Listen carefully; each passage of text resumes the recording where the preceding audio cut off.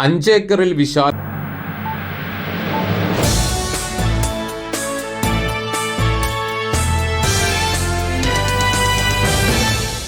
റഹ്മാൻ പറഞ്ഞു.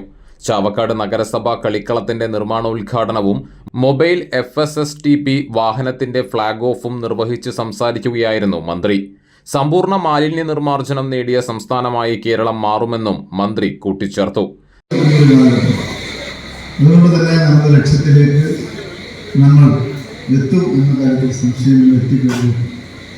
ഈ നവംബർ 1 സമ്പൂർണ്ണ മാലിന്യ നിർമ്മാർജ്ജനം ചെയ്ത സംസ്ഥാനം എന്ന പ്രഖ്യാപനത്തിലേക്ക് നമ്മൾ പഠിക്കുക. ഇതിന് തദ്ദേശ സ്വയംഭരണ സ്ഥാപനങ്ങളുടെ പങ്ക് വളരെ വലുതാണ്.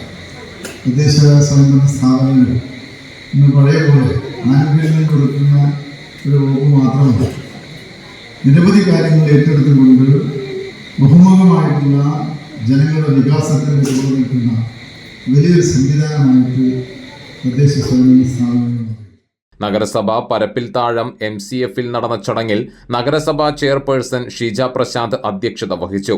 ശുചിത്വ അംബാസഡർ PT കുഞ്ഞുമുഹമ്മദ് മുഖ്യാതിഥിയായി. Municipal assistant engineer CL Tony, clean city manager B Dileep എന്നിവർ റിപ്പോർട്ട് അവതരിപ്പിച്ചു. Vice chairman KK Mubarak, standing committee ചെയർമാൻമാരായ ഷാഹിന സലീം, ബുഷറ ലത്തീഫ്, PS അബ്ദുൾ റഷീദ്, അഡ്വക്കേറ്റ് മുഹമ്മദ് അൻവർ, പ്രസന്ന രണദിവെ, നഗരസഭാ കൗൺസിലർ MR രാധാകൃഷ്ണൻ, വിവിധ രാഷ്ട്രീയ പാർട്ടി പ്രതിനിധികളായ advocate Muhammad Basheer, PK Saithalikutty, AA Mahendran തുടങ്ങിയവർ സംസാരിച്ചു. പരപ്പിൽ താഴത്തുള്ള MCFനോട് ചേർന്നാണ് കളിക്കളം ഒരുക്കുന്നത്.